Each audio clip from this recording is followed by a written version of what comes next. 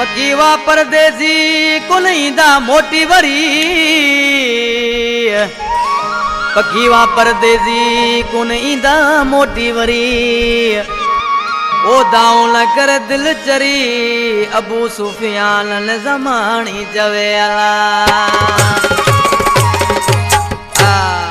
फरमाशा टंडो कैसर का रौनक निजामानी पोड़ो उर्फ मोहम्मद हाशिम पंवर ट्रैक्टर ड्राइवर शायर सचल मेरी जी फरमाइश शायर जलाल लाखियार जी फरमाइश या ओडामी हूँ पकी परदेसी वादलड़ी ओ करल तू हाणे पुछाऊं कोन दाऊ वरी करल तू हाणे पुछाऊं कोन दाऊ वरी व्याहे ता आखे रोडाए वेस एड़ो व्याहु पाए कोन वरियो को उता जेके वया बिछड़ी करल तू हाणे पुछाऊं कोन दाऊ वरी करल तू हाणे पुछाऊं कोन दाऊ वरी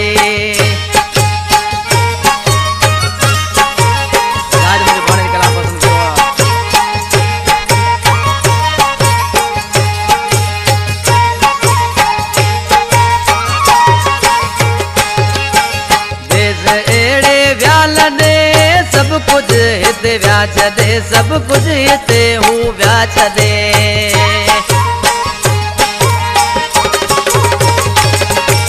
देश एड़े व्याल ने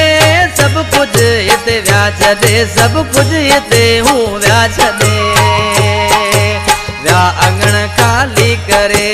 थी अखिल का व्या परे उठ जा गतियूं गसड़ा व्या सफा उजड़ी करना तू हाणे पुछाऊं कोन दाऊ वरी करना तू हाणे पुछाऊं कोन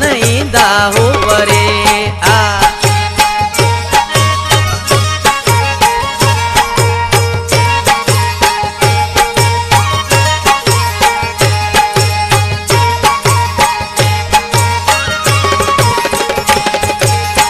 नसीबन जो लिखियो दिल के रोकण ही दुखियो दिल के रोकण ही दुखियो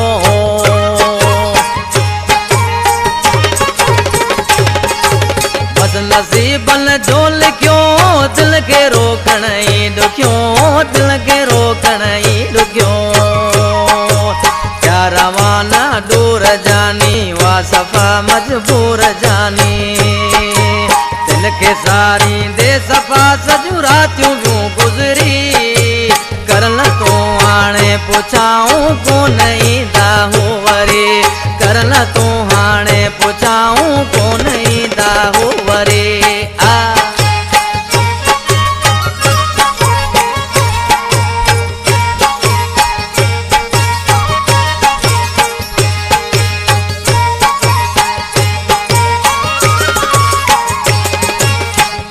माशुक दुखदियो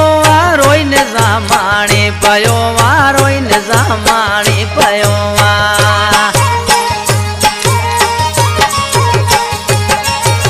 उज़ेर माशुक दुखदियो रोई निज़ामानी पयो रोई निज़ामानी पयो जेको रब जो राज़ो हो बस मौला दई कयो मोर माण्हू व्या छदे मिल दर्द वाजगिरी करल तू हाणे पुछाऊं कोन दाऊ वरी करल तू हाणे पुछाऊं कोन दाऊ वरी व्याहे ता आखे रोडाए वेस एड़ो व्याहु पाए कोन वरियो को उता जेके वया विछड़ी करल तू हाणे पुछाऊं कोन दाऊ वरी जा ओडामी हूँ पकी परदेसी वादलड़ी करल तू हाणे पुछाऊं कोन दाऊ वरी करल तू हाणे पुछाऊं कोन